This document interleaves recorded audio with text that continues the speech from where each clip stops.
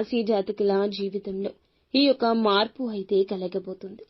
ఒక వ్యక్తి ఫోన్ చేసి ఏమి చెప్తారంటే మీరు ఏడుస్తారు. పక్కాగా జరిగేది ఇదే. ఆ ఫోన్ కాల్ చేసిన వ్యక్తి ఎవరు, ఏం చెబుతారు, ఆ వార్త ఏమిటి, ఈ రోజున గోచార రీత్యా ఎలా ఉండబోతుంది, అన్ని వివరాలు వీడియోలో తెలుసుకుందాము.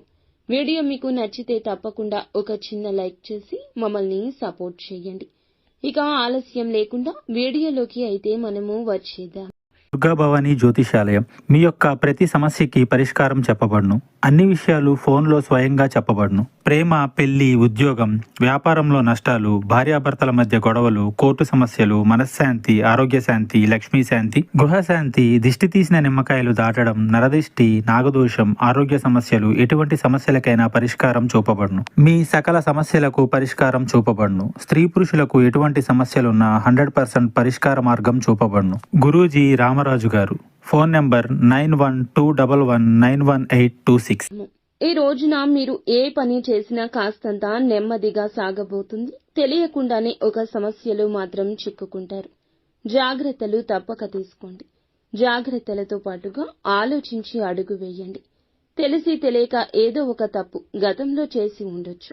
ఇతరులతో మాట్లాడేటప్పుడు ఈ విషయం మీద జాగ్రత్త. ఉన్నది ఉన్నట్లు మాట్లాడడం వల్ల మీకు శత్రువులు అధికంగా తయారవుతారు. మీకు ఒక ఫోన్ కాల్ వల్ల అనుకునే విధంగానే ఇబ్బందులు అయితే రాబోతూ ఉన్నాయి. కోపంలో మీరు ఏదో ఒక విషయంలో మాట జారి ఉండవచ్చు. దాన్ని పట్టుకుని మీ పైన ఇతర వ్యక్తులు కక్ష సాధించబోతున్నారు. మీకైతే ఖచ్చితంగా నిందలు రాబోతూ ఉన్నాయి.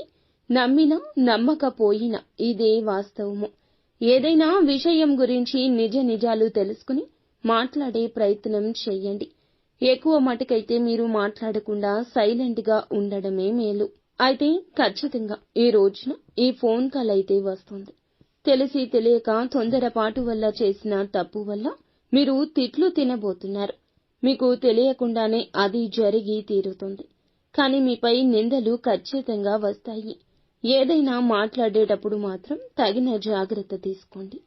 1-2 సార్లు చుట్టుపక్కల ఉన్న వాళ్లే మీకు శత్రువులు అనే విషయం మీద ధ్యాస ఉంచండి.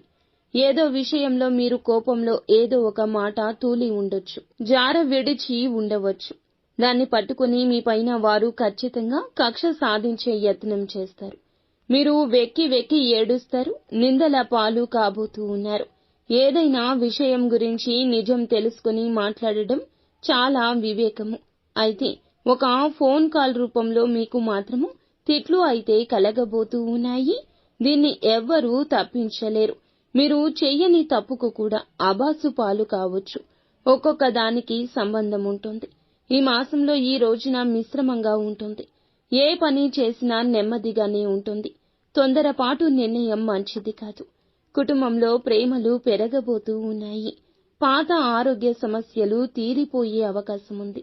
కుటుంబంలో ఉన్న ఆరోగ్య సమస్యలు కొంతమేర తగ్గుముఖం పట్టొచ్చు. ఈ యొక్క రాశి వారు, వీరికి శత్రువులు అధికంగా ఉంటారు.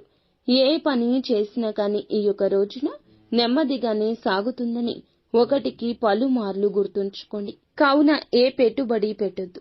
ఏ నూతన నిర్ణయం, ఏ నూతన కార్యక్రమం కోసం తీసుకోవద్దు. ఇబ్బందులు అనేవి మీకు చెప్పి రావండి. కావున జాగ్రత్త వహించడం మీ వంతు. మీకు మాత్రం ఈ రోజు ఇలా ఒక ఫోన్ కాల్ వల్ల మాత్రం పక్కాగా తిట్లు వస్తాయి. అబాసు పాలు కాబోతున్నారు. తెలిసి తెలియని నిర్ణయాలు తీసుకోవద్దు. పనుల్లో ఆటంకాలు వచ్చే అవకాశం ఉంది. ఆలోచించి నిర్ణయం తీసుకోండి. పనులు వాయిదా వేసుకోకండి. నెమ్మదిగా అయినా సరే పూర్తి చేయండి. పనులు మాత్రం వాయిదా వేస్తే మీ మీద ఉన్న ఇంప్రెషన్, గౌరవం కోల్పోతారు. మీ పక్కన ఉన్న వారిని మీరు ఖచ్చితంగా గమనిస్తూ ఉండండి. పనుల్లో అయితే ఇబ్బందులు పక్కాగా వస్తాయి. నిత్యము కూడా శివారాధన చేసుకోవడం, ఏదైనా పని మొదలు పెట్టే ముందు గణపతికి పూజ చేసుకోవడం మంచిది.